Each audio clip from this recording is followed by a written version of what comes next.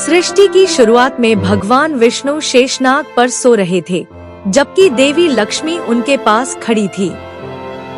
इस दृश्य में एक अनंत सागर और चमकते तारे थे, जो एक सिनेमाई और स्वर्गिक वातावरण प्रस्तुत करते थे। भगवान विष्णु की नींद खुल गई और उन्होंने सृष्टि की रचना शुरू की। उन्होंने अपने हाथों से ब्रह्मा को बनाया और उन्हें सृष्टि की रचना का काम सौंपा।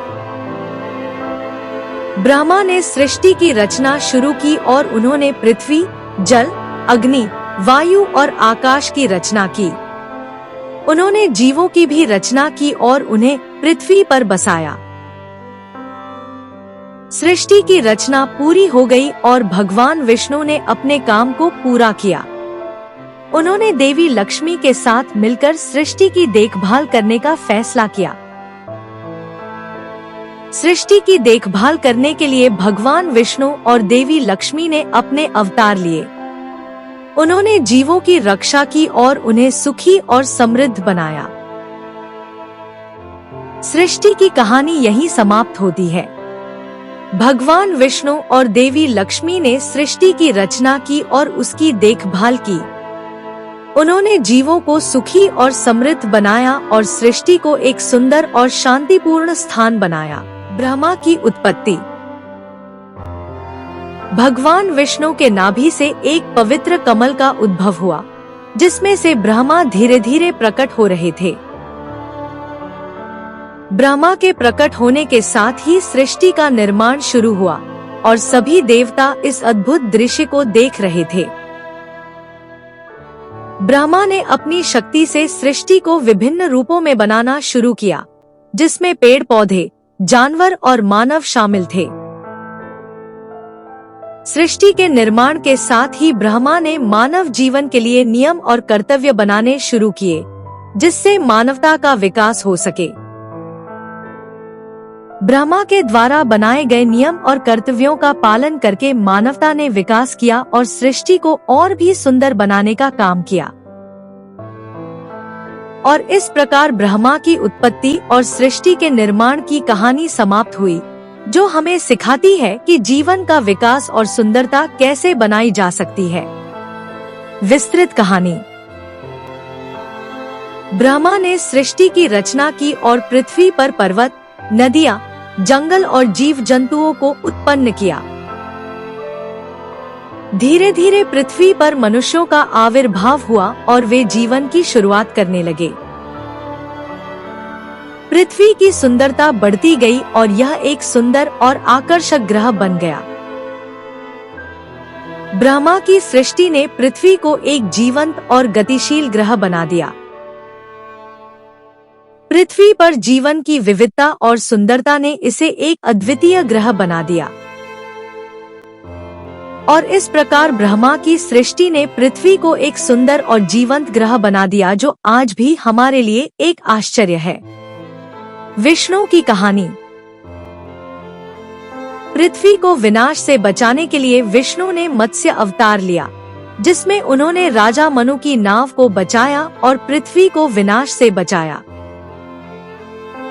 मत्स्य अवतार के बाद विष्णु ने कूर्म अवतार लिया, जिसमें उन्होंने समुद्र मंथन के दौरान मंदार पर्वत को संभाला और देवताओं और असुरों को अमृत प्राप्त करने में मदद की।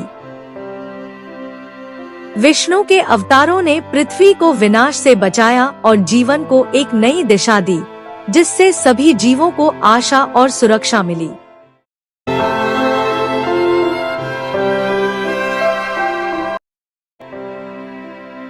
विष्णु की कहानी हमें सिखाती है कि जीवन में संघर्ष और चुनौतियों का सामना करने के लिए हमें अपने अंदर की शक्ति और विश्वास को जगाना होगा। विष्णु के अवतारों ने हमें दिखाया है कि जीवन में हमें अपने कर्तव्यों को पूरा करने और दूसरों की मदद करने के लिए हमेशा तैयार रहना चाहिए। अंत में विष्णु की कहानी हमें यह याद दिलाती है कि जीवन में हमें अपने लक्ष्यों को प्राप्त करने और अपने सपनों को पूरा करने के लिए हमेशा प्रयासरत रहना चाहिए और विष्णु के अवतारों से प्रेरणा लेकर हम अपने जीवन को एक नई दिशा दे सकते हैं। विस्तृत कहानी। समुद्र मंथन के दौरान मंदराचल पर्वत डूबने लगा था और सभी देवता और असुर चिंतित थे कि क्या होगा। तभी भगवान विष्णु ने कूर्म अवतार लिया और मंदराचल पर्वत को अपनी पीठ पर रखा, जिससे सभी देवता और असुर आश्चर्यचकित हो गए। भगवान विष्णु के कूर्म अवतार ने सभी को आश्चर्यचकित कर दिया और उन्हें उम्मीद दिलाई कि समुद्र मंथन सफल होगा। समुद्र मंथन के दौरान निकलने वाले अमृत को देखकर सभी देवता और असुर बहुत खुश हुए और उन्हें लगा कि उनकी मेहनत सफल होगी। भगवान विष्णु के कूर्म अवतार ने समुद्र मंथन को सफल बनाने में बहुत बड़ा योगदान दिया और सभी देवता और असुर उन्हें धन्यवाद देने लगे। अंत में समुद्र मंथन सफल हुआ और सभी देवता और असुर अमृत को प्राप्त कर सके, जिससे उन्हें बहुत बड़ी खुशी हुई और भगवान विष्णु को धन्यवाद दिया। वराह अवतार। हिरण्याक्ष ने धरती को समुद्र के तल में छुपा दिया था और तब वराह अवतार ने पृथ्वी को उद्धार करने का फैसला किया। वराह अवतार ने अपने दांतों पर पृथ्वी को उठाया और समुद्र से बाहर निकाला और हिरण्याक्ष ने हमला करने का फैसला किया। हिरण्याक्ष और वराह अवतार के बीच एक भयंकर युद्ध हुआ, जिसमें दोनों पक्षों ने अपनी पूरी ताकत लगा दी। वराह अवतार ने अपनी शक्ति और साहस का प्रदर्शन किया और हिरण्याक्ष को पराजित करने में सफल रहा। हिरण्याक्ष की हार के बाद वराह अवतार ने पृथ्वी को सुरक्षित स्थान पर रखा और ब्रह्मांड को फिर से संतुलित किया। और इस प्रकार वराह अवतार ने पृथ्वी को बचाया और ब्रह्मांड को फिर से संतुलित किया। और यह कहानी हमें सिखाती है कि अच्छाई हमेशा बुराई पर विजय प्राप्त करती है। नरसिंह अवतार। भक्त प्रहलाद को बचाने के लिए विष्णु नरसिंह रूप धारण करते हैं और अपने अहंकार को समाप्त करने का फैसला करते हैं। नरसिंह अवतार के रूप में विष्णु का उद्देश्य हिर को उसके अहंकार से मुक्त करना है और प्रहलाद की रक्षा करना है। हिरिपु का अहंकार और उसके पापों का परिणाम हिरु के लिए घातक साबित होता है। नरसिंह अवतार के रूप में विष्णु हिरिपु को उसके पापों के लिए दंडित करते हैं और प्रहलाद की रक्षा करते हैं। नरसिंह अवतार के रूप में विष्णु की जीत हिरिपु के अहंकार पर विजय का प्रतीक है। नरसिंह अवतार के रूप में विष्णु की कहानी हमें सिखाती है कि अहंकार और पापों से मुक्ति पाने के लिए हमें अपने अंदर के देवता को जगाना होगा। A few moments later. A few moments later.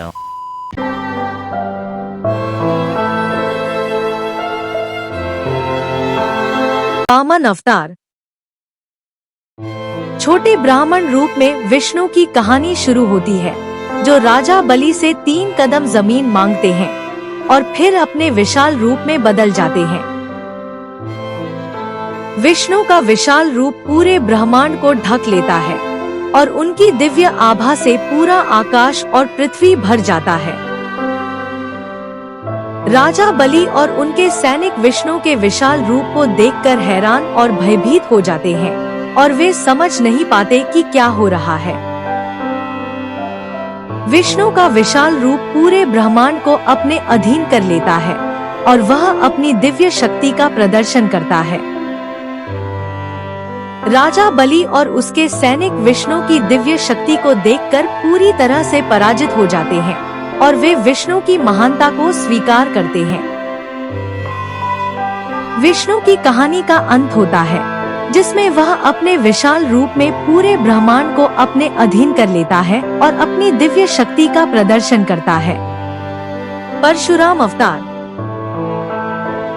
Parshuram अवतार की कहानी एक ऐसे समय में शुरू होती है जब अन्याय और अत्याचार अपने चरम पर थे और लोगों को इसके खिलाफ लड़ने के लिए एक नायक की जरूरत थी। परशुराम का अवतार विष्णु द्वारा लिया गया था ताकि वह अन्याय और अत्याचार के खिलाफ लड़ सके और लोगों को न्याय दिला सके।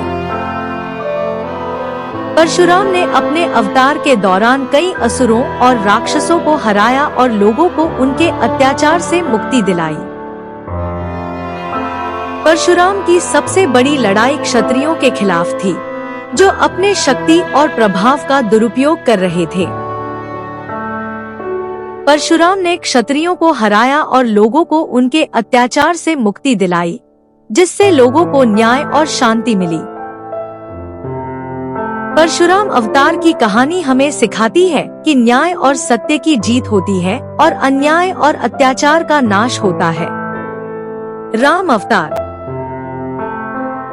राम अवतार की कहानी शुरू होती है जब भगवान राम को वनवास में जाना पड़ता है और वे अपने साथ सीता और लक्ष्मण को ले जाते हैं। वनवास में भगवान राम को कई चुनौतियों का सामना करना पड़ता है और वे अपने परिवार की रक्षा के लिए लड़ते हैं। रावण भगवान राम की पत्नी सीता का अपहरण कर लेता है और भगवान राम को उसका पीछा करना पड़ता है। भगवान राम और रावण के बीच एक बड़ा युद्ध होता है और भगवान राम अपने परिवार और धर्म की रक्षा के लिए लड़ते हैं।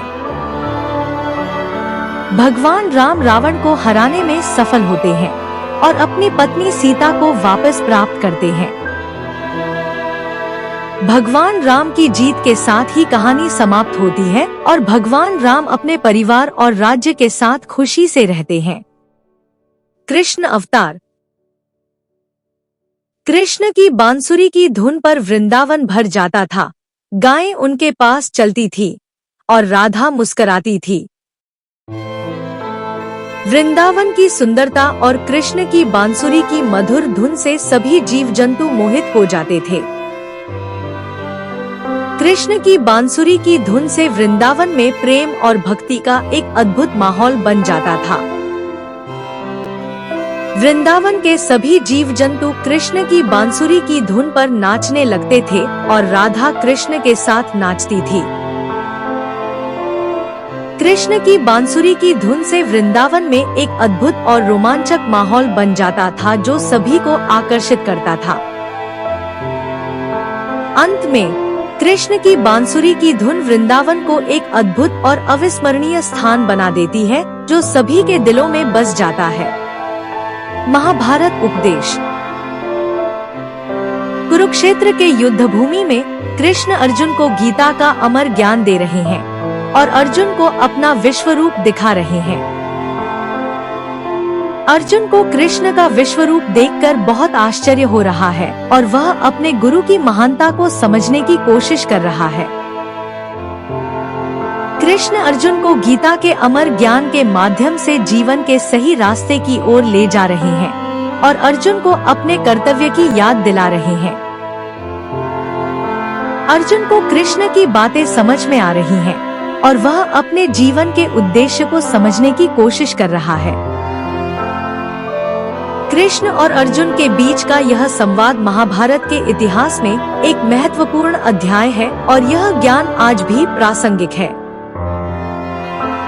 महाभारत उपदेश के माध्यम से हमें जीवन के सही रास्ते की ओर ले जाने की कोशिश की जा रही है और यह ज्ञान हमें अपने जीवन को सही दिशा में ले जाने में मदद कर सकता है। दिव्य युगल। लक्ष्मी और विष्णु की दिव्य जोड़ी की कहानी शुरू होती है, जहां वे वैकुंठ में एक साथ बैठे हैं और उनके चारों ओर स्वर्गिक फूल बरस रहे हैं। लक्ष्मी और विष्णु की यह दिव्य जोड़ी समृद्धि और शांति का प्रतीक है और उनकी एकता से ब्रह्मांड में सुख और समृद्धि फैलती है। लक्ष्मी और विष्णु की दिव्य जोड़ी की कहानी में एक नए अध्याय की शुरुआत होती है, जहां वे अपने भक्तों को आशीर्वाद देते हैं और उन्हें समृद्धि और शांति का मार्ग दिखाते हैं। लक्ष्मी और विष्णु की दिव्य जोड़ी की कहानी में एक नए संघर्ष की शुरुआत होती है, जहां वे अपने भक्तों की रक्षा के लिए एक शक्तिशाली राक्षस से लड़ते हैं। लक्ष्मी और विष्णु की दिव्य जोड़ी की कहानी में एक नए मोड़ की शुरुआत होती है, जहां वे अपने भक्तों को एक नए मार्ग पर ले जाते हैं और उन्हें अपने जीवन को सुधारने का अवसर देते हैं। लक्ष्मी और विष्णु की दिव्य जोड़ी की कहानी का अंत होता है, जहां वे अपने भक्तों को आशीर्वाद देते हैं और उन्हें समृद्धि और शांति का मार्ग दिखाते हैं, और उनकी एकता से ब्रह्मांड में सुख और समृद्धि फैलती है। कलयुग का सत्य। कलयुग में अधर्म बढ़ने लगा था। लोगों के दिलों में केवल लालच और अव्यवस्था थी, और विष्णु स्वर्ग से सब कुछ देख रहे थे। लोगों को पता नहीं था कि विष्णु उनकी रक्षा के लिए तैयार हैं, और उनके नाम की शक्ति से उन्हें बचाया जा सकता है। कलयुग की अव्यवस्था में भी विष्णु के नाम की शक्ति से लोगों को राहत मिल सकती है, और वे अपने जीवन को बेहतर बना सकते हैं। विष्णु के नाम की शक्ति से लोगों को अपने जीवन के उद्देश्य को समझने में मदद मिल सकती है, और वे अपने लक्ष्यों को प्राप्त कर सकते हैं। कलयुग में विष्णु के नाम की शक्ति से लोगों को अपने जीवन को सकारात्मक दिशा में बदलने में मदद मिल सकती है, और वे अपने सपनों को पूरा कर सकते हैं।